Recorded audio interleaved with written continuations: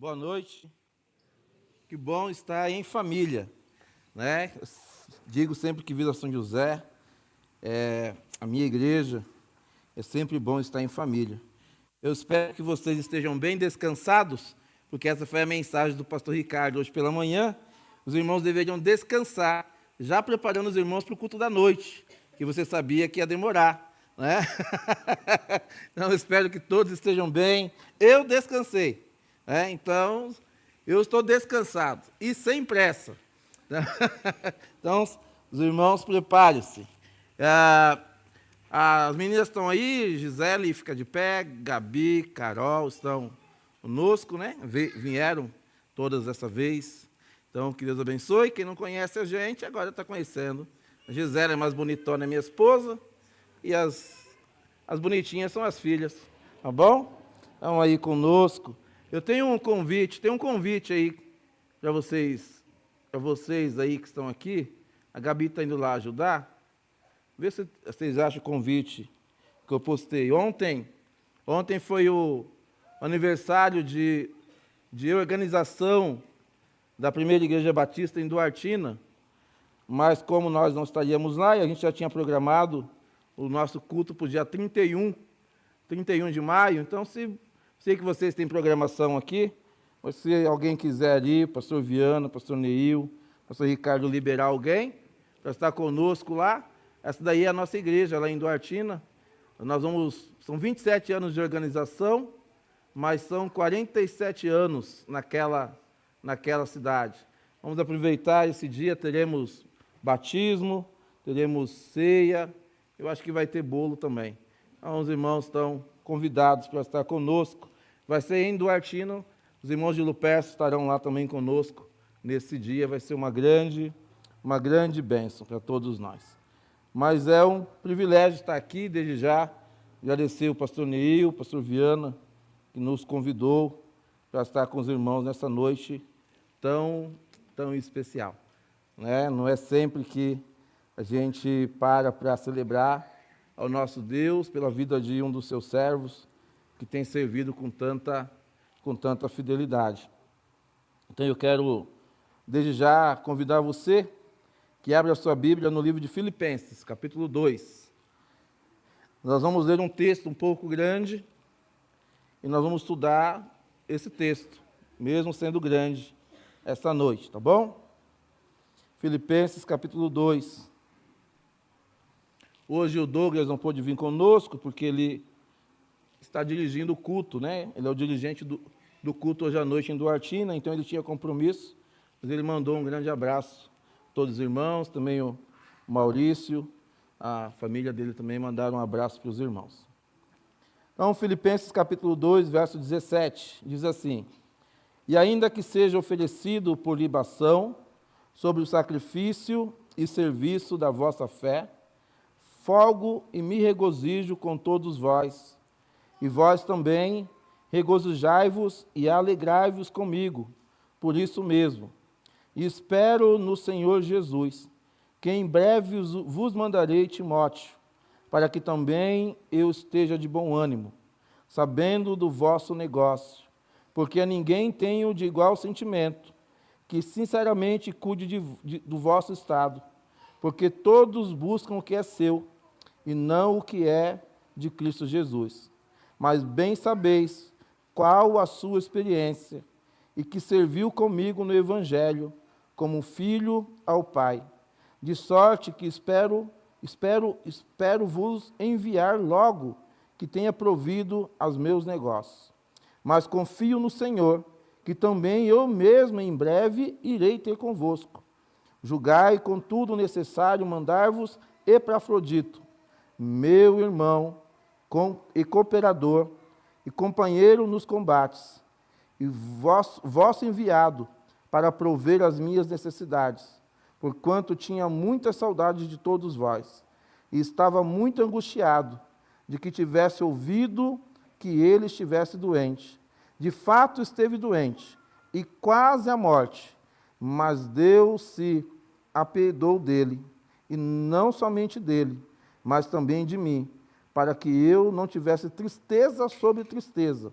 Por isso vos enviei mais depressa, para que, vendo outra vez, vos regozijeis, e eu tenha menos tristeza. E recebei-o, pois, no Senhor, com todo gozo, e tendo em honra, porque pela obra de Cristo chegou até próximo da morte, não fazendo caso da vida, para suprir para comigo a falta do vosso serviço. Vamos orar. Senhor, muito obrigado por essa noite.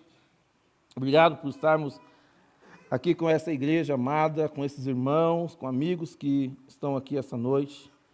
Abençoe a vida também dos pastores dessa igreja, pastor Viana, pastor Neil, pastor Ricardo, suas famílias, que têm servido e dedicado o seu tempo, a sua inteligência, no púlpito dessa igreja e na forma de conduzir essa igreja. Abençoe esse rebanho também, que continue te servindo e te glorificando. Pedimos isso em nome de Jesus. Amém. Como eu disse, que alegria é poder estar hoje aqui com vocês, celebrando mais um ano de serviço de pastoral, que para mim é um grande amigo. E eu vejo como um servo dedicado. Ney e eu tivemos muitos momentos juntos aqui em Vila São José. Muitas conversas e muitas risadas. Hoje mesmo estava rindo ali. Na verdade, a gente não pode se ver, a gente ri, né? De histórias antigas e de coisas que a gente gosta de compartilhar. E eu confesso que eu tenho o pastor Neil como um mentor, alguém que, durante o tempo que eu estive aqui, me ajudou, me conduziu para o ministério também pastoral. E pregar hoje na ordenação dele é um privilégio. No aniversário de ordenação dele é um grande privilégio. Servimos alguns momentos juntos aqui nessa igreja, e eu creio que, na verdade, para mim foi uma grande bênção. Mas também sou grato, não só pela vida do pastor Neil, mas como da Marilda também. E muitas vezes teve que me suportar, né? E até me alimentar, né? Hoje eu estava ali conversando com a irmã Niceta, irmão Darcy, e eu estava falando para eles que eu tenho muitos pais, muitos irmãos nesta igreja. E o pastor Neil e a irmã Marilda são um desses que eu tive o privilégio de compartilhar com eles um pouco da nossa vida enquanto estivemos aqui. E eles ainda são amigos, que mesmo à distância. Eu conheço uma pessoa que diz assim, pastor Neil: você e o pastor Neil e Marilda, quando se veem, parece que vocês se viram ontem, né? E eu acho isso bacana, porque isso é o laço, e é a promessa de Jesus se cumprindo, que aquele que deixa pai, mãe, irmão, filho, filha, por amor dele, ganhará 100 vezes mais pais, mães, irmãos, filhos e filhas. Então, sou grato a Deus pela vida de vocês, mas essa noite não é uma noite para falar de histórias minhas e do pastor Neil, mas é uma noite para falar daquele que nos chamou para o ministério. E é sobre Jesus que eu quero falar, porque Jesus é aquele que deve, de fato, ocupar o lugar mais alto em nossas vidas. Ele deve ser o centro, ele deve viver em nós, como o apóstolo Paulo disse, o viver é Cristo. Ele é o único referencial para nossas vidas. E nós fomos salvos por Ele, e fomos salvos para a glória dEle, e chamados para servir no seu reino. E é um grande privilégio para aqueles que são chamados por Deus para servir no seu reino. Porque quando nós olhamos para Jesus, quando nós olhamos para Cristo, nós compreendemos isso, que os salvos de fato são chamados para servir. O serviço cristão, ele vai nos envolver e vai nos chamar a uma entrega total a Ele. E os verdadeiros servos, eles vivem para a glória de Deus. E Jesus é para nós, sim, o nosso maior exemplo de serviço, de alguém que se dedicou ao serviço. Então, quando nós olhamos para Jesus, nós entendemos que, de fato, os salvos, aqueles que foram salvos para a glória de Deus, eles foram salvos para servir. Servir a igreja de Deus, servir primeiramente a Deus, servir a igreja de Deus e servir aqueles que são de fora. Fazendo isso, nós cumprimos a missão para a qual nós fomos criados e também para a qual nós fomos salvos. E o texto que nós lemos essa noite, o texto do apóstolo Paulo aos irmãos da igreja de Filipenses, nos direciona a essa questão, de que, de fato, nós somos chamados a servir. Mas é muito interessante quando a gente começa a ler o texto, e a forma que Paulo vai escrevendo o seu texto, Paulo vai nos direcionando a maneira que nós devemos servir entre os irmãos, a maneira que nós devemos servir a igreja. E o texto nos apresenta 3 servos dedicados aqui. O primeiro é o apóstolo Paulo. Do verso 17 ao 18, Paulo se apresenta como alguém que serve a igreja. Do versículo 19 ao verso 24, Paulo dá o exemplo de Timóteo. Do verso 25 ao verso 30, Paulo dá o exemplo de um dos irmãos que foi enviado daquela igreja para ajudar o apóstolo Paulo, que é Epafrodito. Então, todos esses irmãos, eles de fato demonstram, na história que nós vamos lendo, a maneira que Paulo ele é usado pelo Espírito Santo de Deus, a gente vai ver que esses irmãos eles seguem o exemplo de Cristo, o exemplo de renúncia, o exemplo de serviço, o exemplo de amor pela igreja. E nós vamos aprendendo com a história desses irmãos que o serviço verdadeiro, ele não nasce apenas do esforço humano, mas o serviço na fé é um fruto sobrenatural da ação de Deus em nossas vidas. Então, há 3 grandes verdades nesse texto que nós vamos trabalhar hoje. A primeira verdade é que os servos dedicados no serviço da fé, eles consideram dar a sua própria vida como motivo de alegria. E a gente vai ver isso no exemplo do apóstolo Paulo. Nós vamos ver que os servos dedicados no serviço da fé, eles buscam aquilo que é de Cristo. E o apóstolo Paulo vai dizer que esse exemplo para nós é Timóteo. E aprendemos também que os servos dedicados no serviço da fé, eles não valorizam a própria vida acima do privilégio de servir ao Senhor. E Paulo vai nos dar o exemplo de Epafrodito. Então nós vamos começar pelo apóstolo Paulo. Nós vamos falar sobre esses 3 homens, que foram homens que imitaram a Cristo. Homens que na obra do Senhor, que no serviço e na dedicação deles, se espelharam na pessoa de Cristo, o qual era o alvo da vida deles. Então, olhando para Paulo, a gente percebe isso. O apóstolo Paulo, ele diz que era motivo de alegria para ele servir ao Senhor. É tanto que ele diz que o viver é Cristo e o morrer é ganho. E aí, quando ele chega no capítulo 2, ele diz, no verso 17, ainda que seja oferecido por libação sobre o sacrifício e serviço da vossa fé, fogo e me regozijo com todos vós. E vós também, regozijai-vos e alegrai-vos comigo, por isso mesmo. Qual era o contexto? O apóstolo Paulo estava preso, e o apóstolo Paulo sabia, ou ele era solto, ou ele seria condenado à morte. A condenação de Paulo era a morte. Mas mesmo assim, mesmo nessa circunstância, a gente encontra um homem tentando animar a igreja. E ele se apresenta à igreja como uma libação. O que era isso? Para a gente entender isso, a gente precisa voltar para o Antigo Testamento. Então, se você marcou o texto de Filipenses, vai para o livro de Números, para que a gente possa entender o que o apóstolo Paulo está dizendo. Daqui a pouco a gente volta para o Filipenses.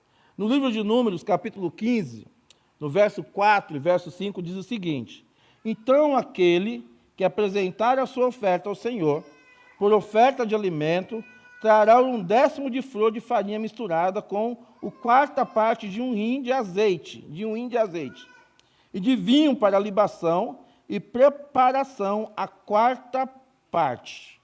Então, o que era a libação? Era um líquido que era derramado em cima do sacrifício.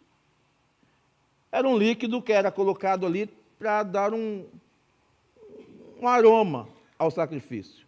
Até porque o sacrifício de alimento ele tinha que ser depois conduzido pelo sacerdote, né, para a alimentação dele.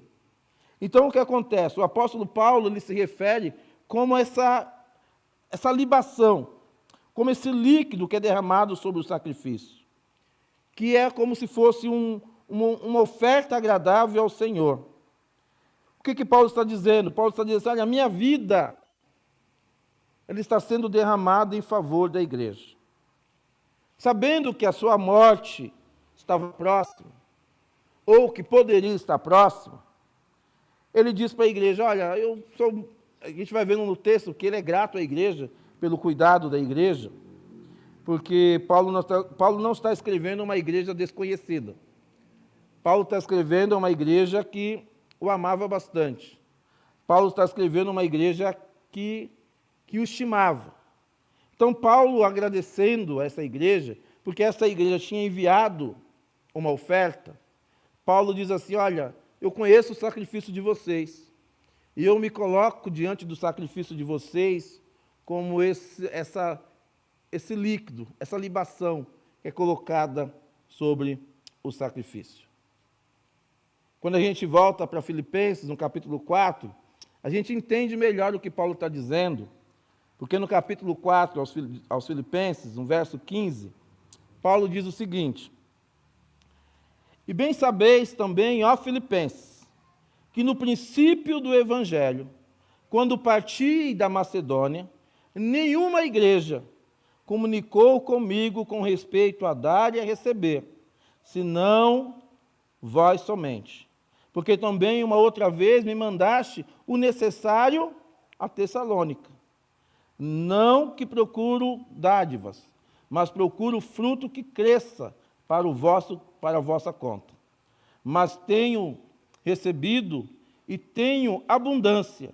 Cheio estou, depois que recebi de Epafrodito, o que da vossa parte me foi enviado, como cheiro de suavidade, sacrifício agradável e aprazível a Deus. Então, o que Paulo está dizendo? Paulo falou assim, olha, eu quero agradecer a vocês e eu quero me colocar como um sacrifício, como libação à oferta que vocês me mandou. O que, de fato, Paulo estava dizendo é, a minha vida está a serviço da igreja. A minha vida está a serviço dos irmãos. É por isso que no capítulo 2, no verso 17, ele diz, fogo e me regozijo com todos vós. Paulo está feliz com aquela igreja. E o que Paulo está dizendo é, mesmo que seja necessário morrer, eu dou minha vida com alegria. Já pensou nisso, um homem dizer isso? Mesmo que seja necessário morrer, eu dou a minha vida com alegria. Com quem será que o apóstolo Paulo aprendeu isso? Com quem será que foi o exemplo do apóstolo Paulo em aprender a dar a sua vida pela igreja? Porque esse era o coração de Paulo. Paulo estava pronto a morrer por Cristo. Paulo estava disposto a sofrer pelo Evangelho. Paulo estava... A alegria de Paulo, na verdade, estava em glorificar ao Senhor. Na perspectiva de Paulo, dar a vida, dedicar a vida ao serviço da igreja, e se fosse necessário morrer pelo Evangelho, a serviço da igreja, Paulo fala, eu faço isso com alegria, porque eu sei que isso vai glorificar a Deus. Então, os filipenses estavam ofertando, né, a sua oferta a Paulo, e Paulo estava grato e dizia assim, irmãos, eu sou tão feliz por tudo isso, que eu me coloco como libação diante de vocês. E Paulo tinha a sua vida como uma oferta aqueles irmãos. Por isso que entregar a sua própria vida não era motivo de tristeza. Quando ele começa a escrever a carta aos Filipenses, ele já deixa isso muito claro à igreja. Ele diz no capítulo 1, verso 20 e 21, ele diz o seguinte: segundo a minha intensa expectativa e esperança, de que em nada serei confundido, antes, com toda a confiança, Cristo será, tanto agora como para sempre, engrandecido no meu corpo, seja pela vida, seja pela morte, porque para mim o viver é, e o morrer é.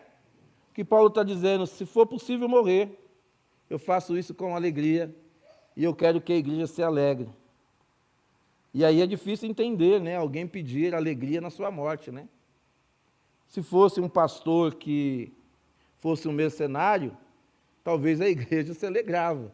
Seria mais fácil para a igreja se alegrar, né, na morte de um pastor mercenário. Mas na morte de um pastor dedicado, fiel, é certo que a igreja ela não ia se alegrar pela morte dele.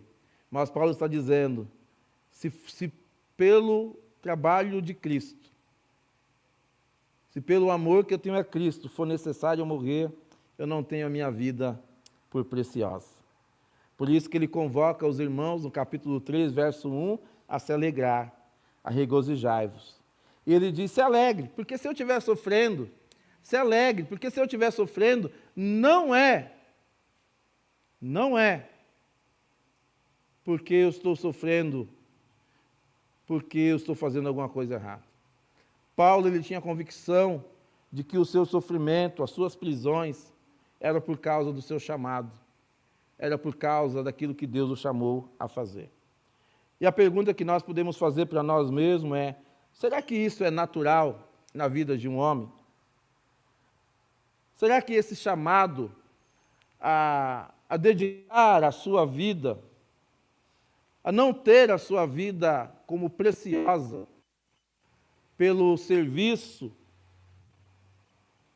e pelo próprio Cristo, é algo natural? A resposta é essa que você está pensando: não.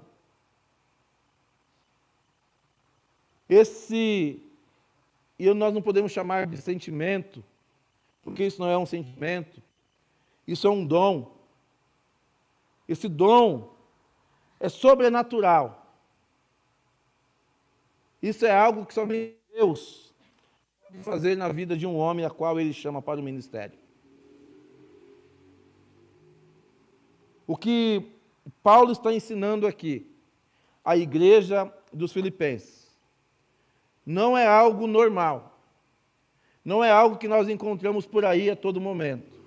Mas também não é uma obra do apóstolo Paulo. O que nós encontramos aqui é um homem testemunhando daquilo que Cristo fez na vida dele e da certeza que ele tem que Cristo chamou para o ministério. E um homem que tem certeza que Cristo chamou para o ministério, ele considera a servir a igreja. E, se for necessário, morrer pelo serviço e pela obra do Senhor como um privilégio. Mas isso não é natural, é sobrenatural. É um trabalho do Espírito Santo na vida daqueles que foram chamados para servir o rebanho de Deus. E Paulo continua.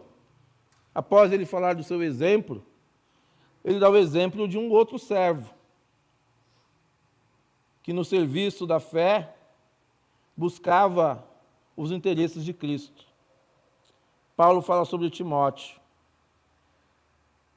E quem é Timóteo, né?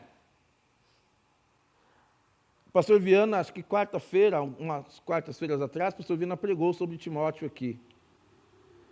E como ele já pregou sobre isso, fica mais fácil para eu explicar, pastor Viana. Né? E se o pastor Viana explicou, está explicado. Amém? Né? O pastor Viana explicou, está explicado. Isso me lembra na minha ordenação. Inclusive o pastor Neil pregou na minha ordenação. E aí, na minha ordenação, estavam os pastores e diáconos lá. e pediram para eu falar alguma coisa.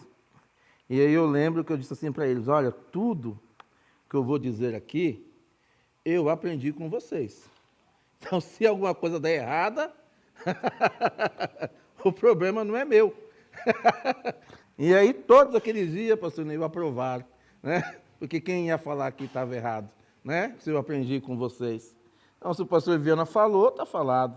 Mas quem é Timóteo? O filho na fé do apóstolo Paulo. Cooperador do Evangelho. Um homem aprovado. Um servo fiel.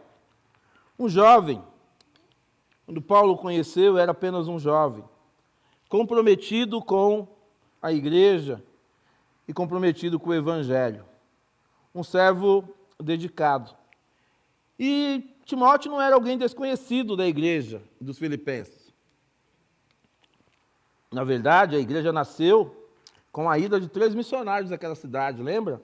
Paulo, Timóteo e Silas. A gente tem algumas coisas interessantes sobre Timóteo. Como o pastor Viana já pregou, eu vou apenas lembrar.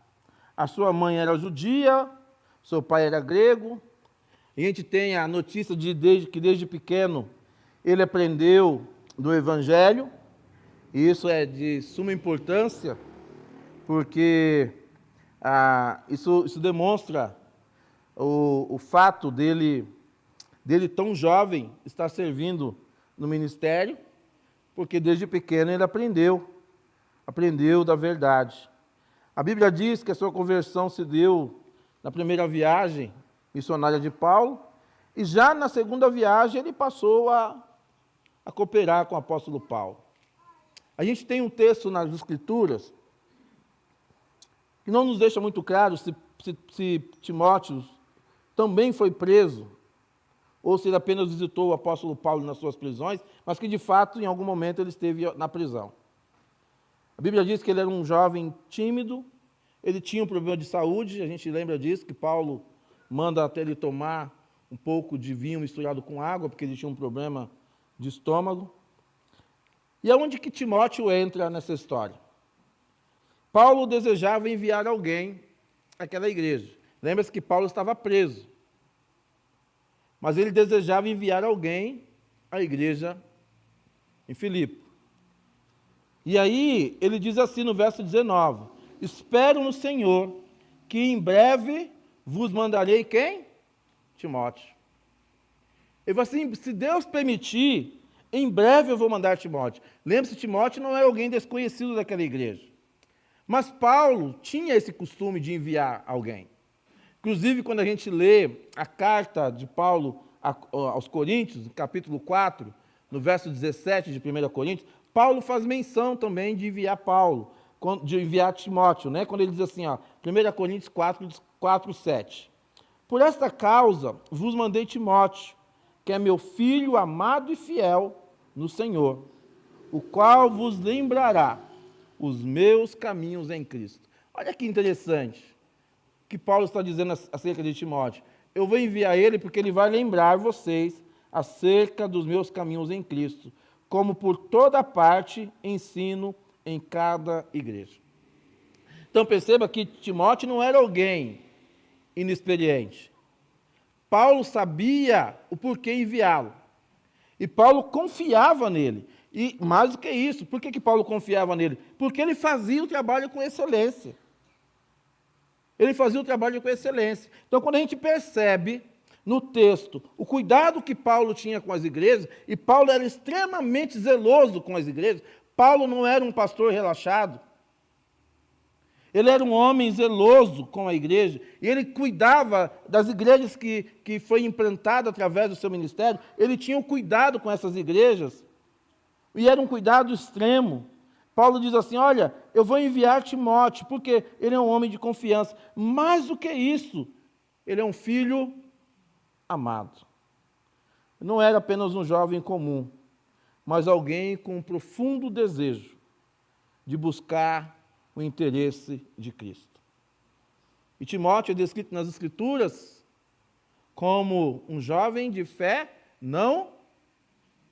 Isso, vocês assistiram a pregação do pastor Viana. E foi exatamente sobre isso que ele pregou, né? Um jovem de uma fé não fingida. Um jovem que viveu, um homem que viveu inteiramente diante de Deus, diante dos homens. Um jovem que viveu uma fé verdadeira, digna no serviço de Deus e da igreja. Um homem que renunciou a si mesmo, que tomou a cruz e que seguiu a Cristo. Ele é um exemplo para nós, nas Escrituras, de obediência, de submissão e serviço. Com quem será que Timóteo aprendeu isso? Com Paulo?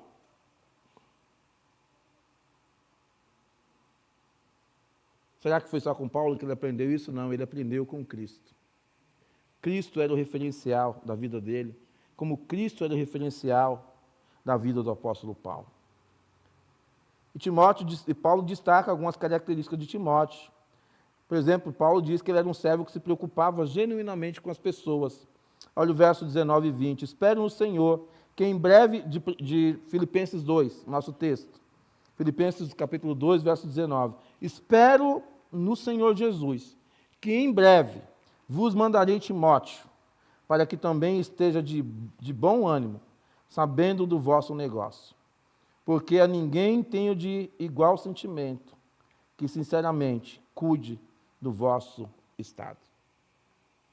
Paulo está dizendo, olha, estou enviando Timóteo porque eu conheço o interesse dele, de se preocupar com o rebanho de Deus.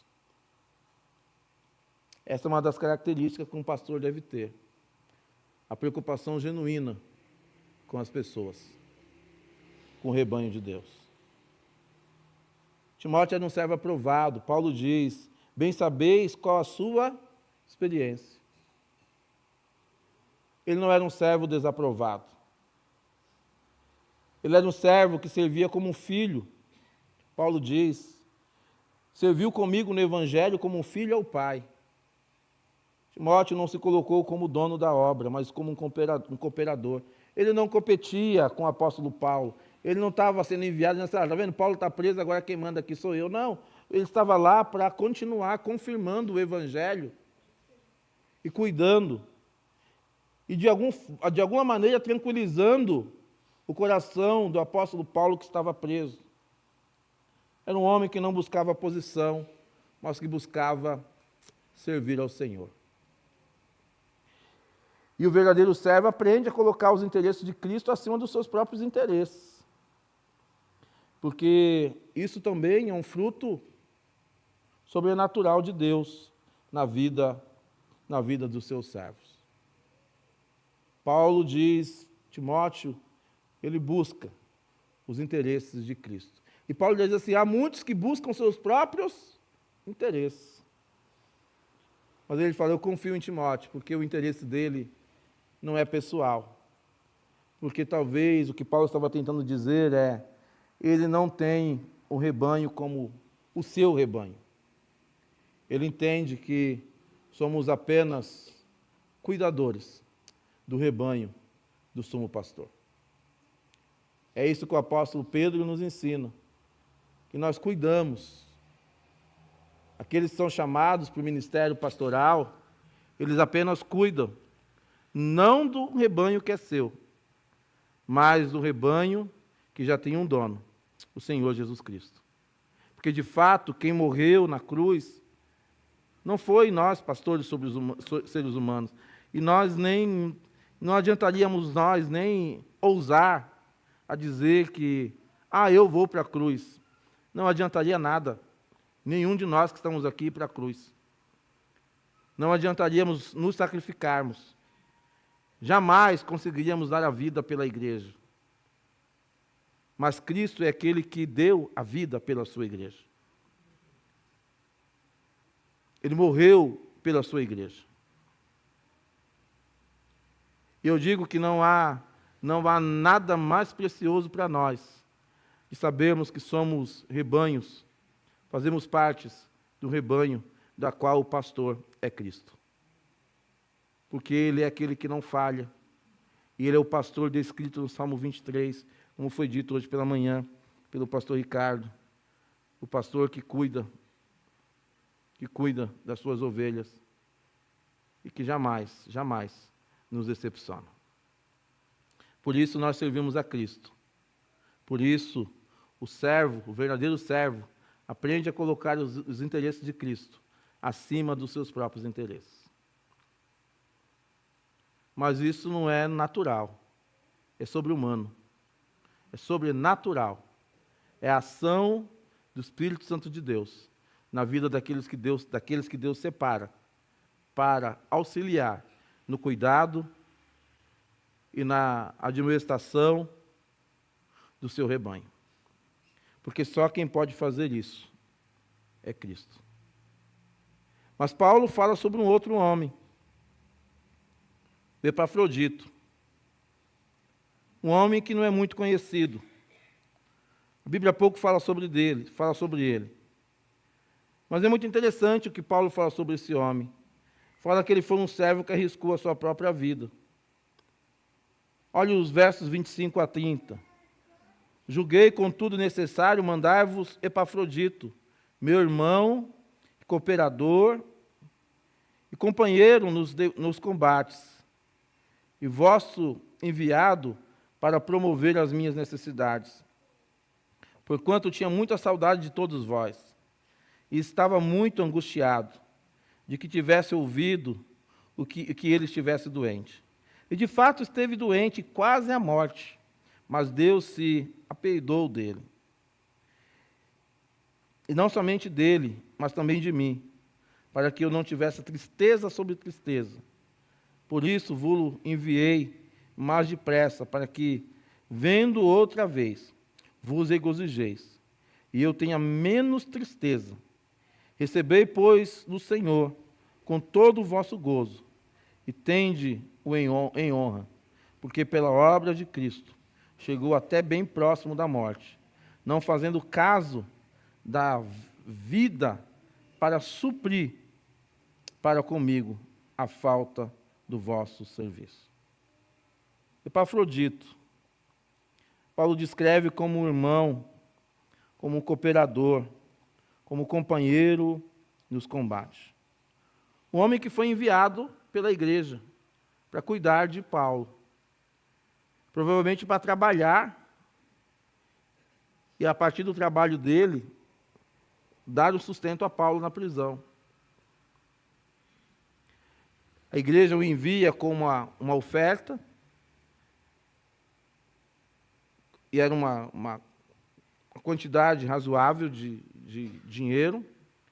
Então perceba que esse homem era um homem que a igreja confiava, porque não era uma viagem fácil, no mínimo 3 meses até chegar onde Paulo estava. E quando ele chega lá para ajudar o apóstolo Paulo, ele fica doente. E ele fica preocupado, porque ele fica pensando o seguinte: se a igreja souber que eu estou doente, ele vai pensar assim: mandamos o irmão para lá para ajudar, o irmão piorou. Sabe aquela pessoa que vai visitar outro no hospital, quando chega lá desmaia?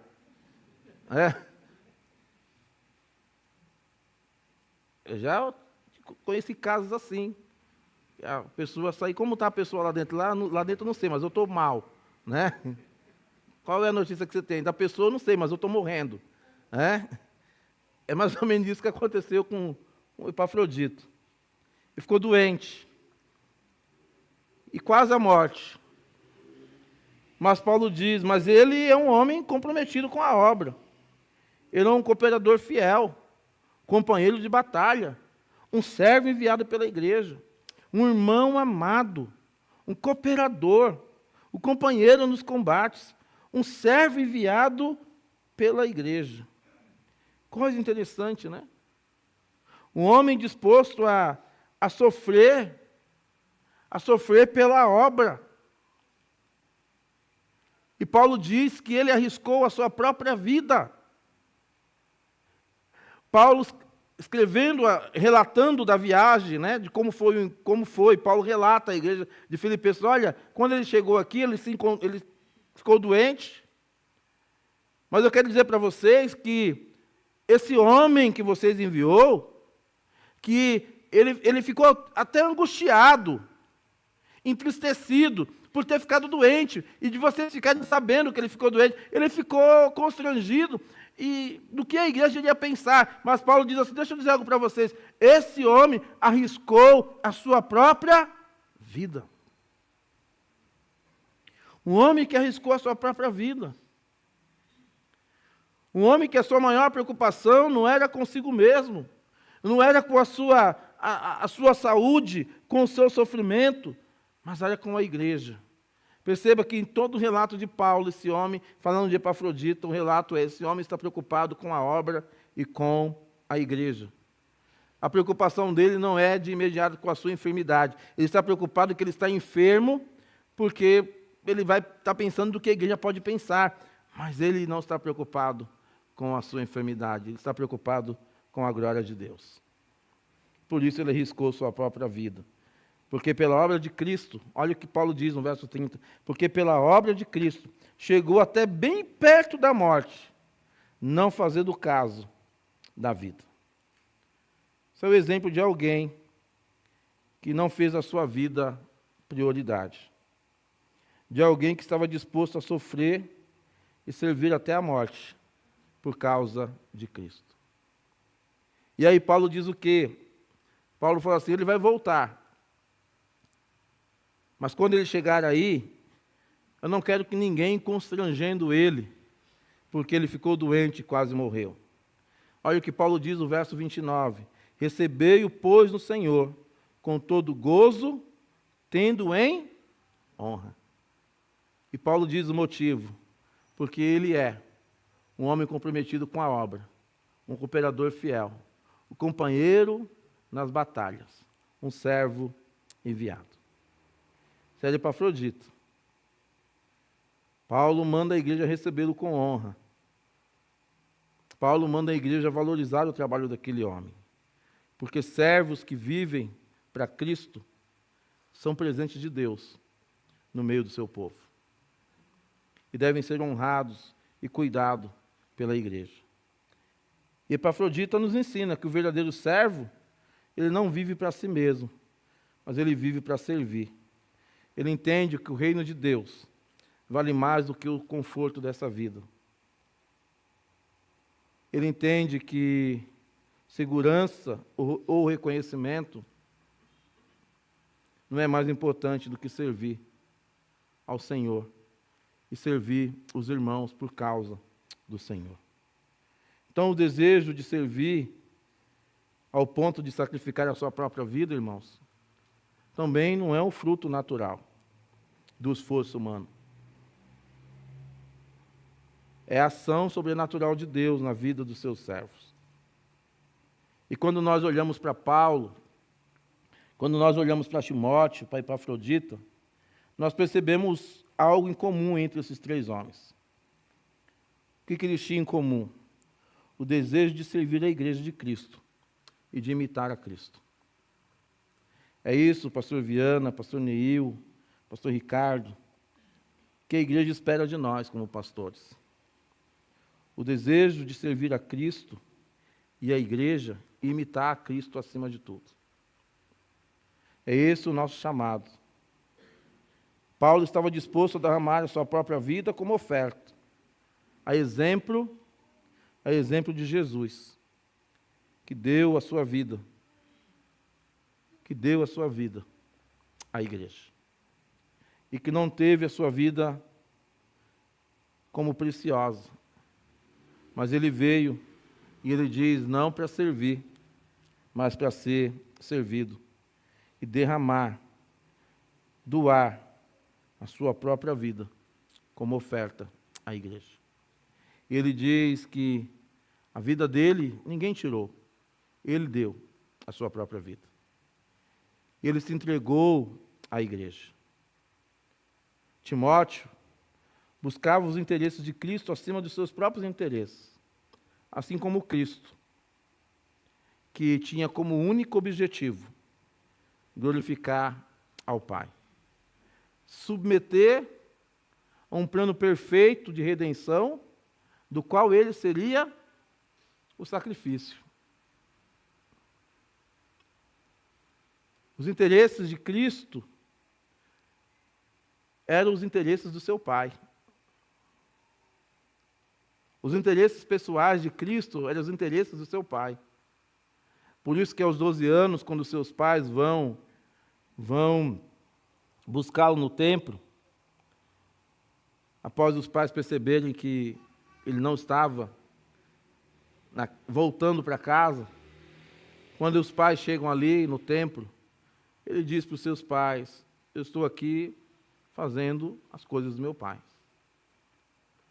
Já adulto, quando ele está ensinando a multidão, a sua mãe e os seus irmãos vão ao encontro dele. E por causa da multidão, Lucas diz, no capítulo 8, no verso 19, 20 e 21, Lucas diz que por causa da multidão, sua mãe e os seus irmãos não puderam se achegar até ele, porque a fama de Jesus havia crescido. E chega aos ouvidos de Jesus que sua mãe e os seus irmãos estavam do lado de fora, o esperando. E ele diz: a minha mãe e os meus irmãos são aqueles que ouvem e executam a palavra de Deus.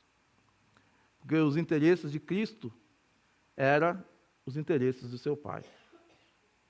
Timóteo buscava o interesse de Cristo acima dos seus próprios interesses, a exemplo de Jesus. Quando nós olhamos para Epafrodita, que arriscou a sua própria vida para servir a obra de Deus, irmãos, não havia exemplo maior para Epafrodita do que o próprio Jesus, que entregou a sua vida pela sua igreja.